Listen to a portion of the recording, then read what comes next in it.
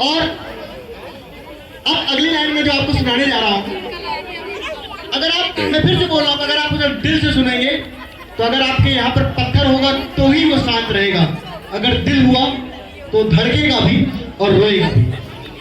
इसलिए गौर फरमाइएगा।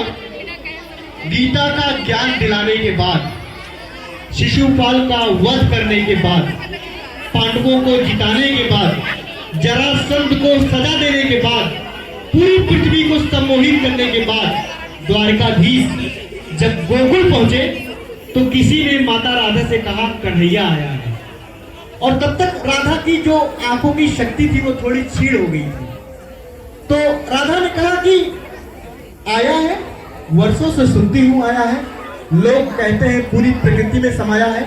और जितने लोगों ने कान्हा रखा है, अगर ये बात आपके दिल तक पहुंचे तो तालियां बजाइएगा, कि लोग कहते हैं पूरी प्रकृति में समाया है, जिस दिन पांव भर में समा जाएगा उस दिन समझो कि आया है।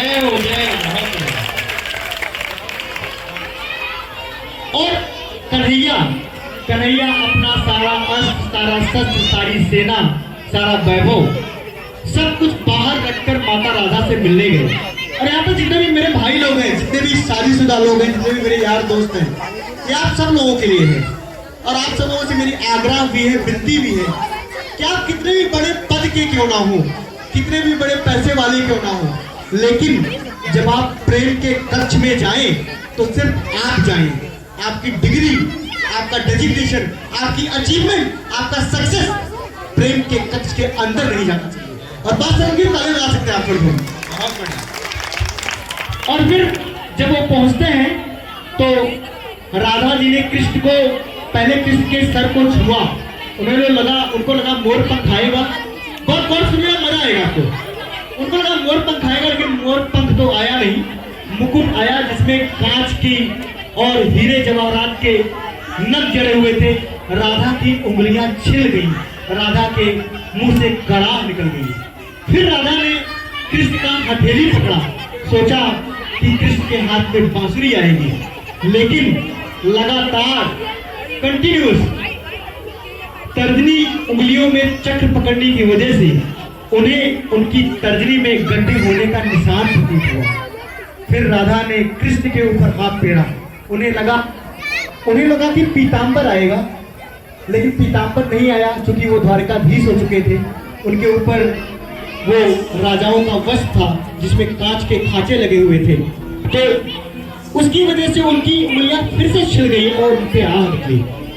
राधा ने कहा कि तुम मधुसूदन कृष्ण होगे, द्वारकाधीश होगे, कृष्ण होगे, योगेश्वर होगे, गीता ज्ञान दिलाने वाले होगे, लेकिन मेरे कृष्ण तो नहीं हो, मेरे कान्हा तो नहीं हो। और क्योंकि माताएं बैठी हैं, आप कान्हा को कान्हा के रूप में क्यों पूछते हैं? इसीलिए ताकि उनको लल्ला की तरह प्यार कर सके। एक बार तालियां बनती है लल्ला के लिए।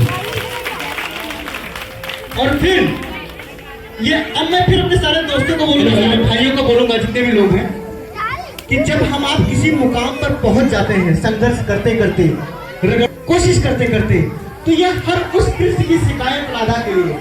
यहाँ पर जितने भी मेरे दोस्त, जितने भी मेरे यार, जितने मेरे भाई लोग खड़े हैं, वो सारे कृष्ण हैं। और उनकी राधा से शिकायत क्या है? वो राधा से जो शिकायत है वो कुछ यूं तरह है कि कब तक गीत सुनाऊं राधा, कब तक गीत सुनाऊं। आप भी मेरे साथ गा सकते हैं। कब तक गीत सुनाऊं राधा, कब तक गीत सुनाऊं। बहुत तेज आवाज है।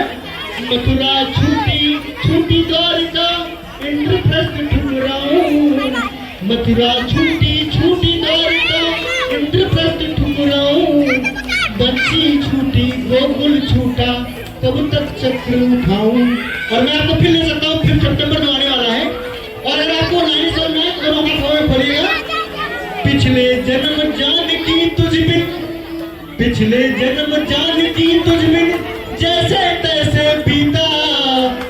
पिछले जन्म जानकी तुझ बिन, जैसे तैसे बीता।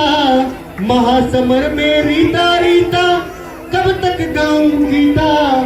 और अभी कितने जन्मों तक तुझसे दूर बिताऊं, तुझसे दूर बिताऊं। कब तक गीत सुनाऊं राधा, कब तक गीत सुनाऊं, कब तक गीत सुनाऊं राधा, कब तक गीत सुनाऊं। बचपन से प्रभुता का बोझा ढोते कटी जवानी, हर पल षड्यंत्रों में उलझी सांसें आनी जानी। अधरम मधुरम मधुरम मधुरम। अक्सर ऐसा होता है। अच्छा, यहाँ पर एक टीम है, मुझे हर बार नाम लेने के लिए मना किया जाता है, मैं आदि लूंगा नहीं, इशारा में बोलूंगा, आप समझ जाएंगे। एक ऐसी टीम है जो सोसाइटी की प्रोग्रेस के लिए, सोसाइटी की प्रॉब्लम्स के लिए, सोसाइटी की समस्याओं के लिए हमारे लिए, सिर्फ अपने लिए नहीं। मैं चाहूंगा अगर आप टीम का नाम समझ गए, वो टीम जो हमारे आपके लिए लेंगे, तो उस टीम के लिए तालियां बजती हैं।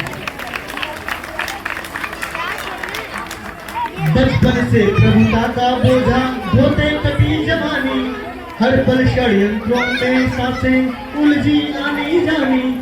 युग की सांसें अमृत पीती रही मुझे तक तक कर, अधुर मधुर देखे सबने पर पीड़ा न पहचानी।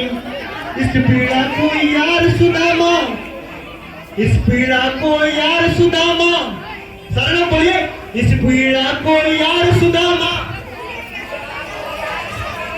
यार सुदामा, यार सुदामा, इस पीड़ा को यार सुदामा। कब तक महल दिखाऊं, कब तक महल दिखाऊं, कब तक गीत सुनाऊं राधा, कब तक गीत सुनाऊं। दो माओं ने लाल लड़ाया, दो चेहरों ने चाहा, फिर भी भरी द्वारिका में मैं खुद को लगा पराया। और इसमें जितनी महिलाएं बैठी हुई हैं, अगर आपको ये लाइनें आप तक पहुंचती हैं तो आशीर्वाद के रूप में थोड़ी तालियां मुझे दीजिएगा। मेरा क्या अपराध भला कि गांव गली घर छूटा, आंचल से बिछड़े को जग ने पीतांबर पहनाया, आंचल से बिछड़े को जग ने पीतांबर पहनाया। जग चाहे जाते जाते भी, जग चाहे जाते जाते भी। अच्छा, कई बार ऐसा होता है, बहुत सारे प्रोग्राम होते हैं, मैं होस्ट करता हूँ, ये जितने हमारे समिति के लोग हैं, मेरी कोई शिकायत नहीं, लेकिन एक बात बताता हूँ, कभी मेरा गला बैठा होता है, कभी मेरी तबीयत खराब भी होती है ना, तो कोई ये नहीं बोलता भैया कैसे हो या ध्यान रखना, सब कहते कपिल जी पूरा आनंद आना चाहिए, पूरा आनंद। उस बात पे बोल रहा हूँ कि वो जग भर के अपराध सदा ही अपने शीश उठाए, जग भर के अपराध सदा ही अपने शीश उठाए।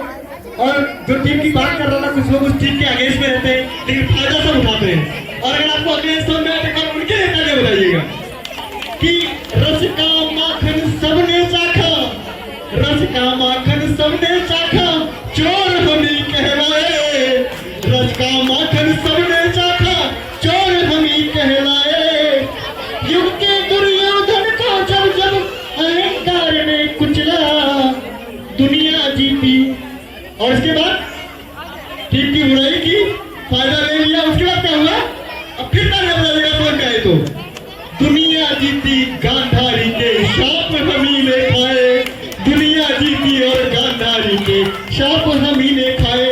और सर्वप्रथम मानो मुझको गले लगाओ या फिर मैं ही गले लगाऊं, मुझको गले लगाओ या फिर मैं ही गले लगाऊं। कब तक गीत सुनाऊं राधा, कब तक गीत सुनाऊं, कब तक गीत सुनाऊं राधा, कब तक गीत सुनाऊं।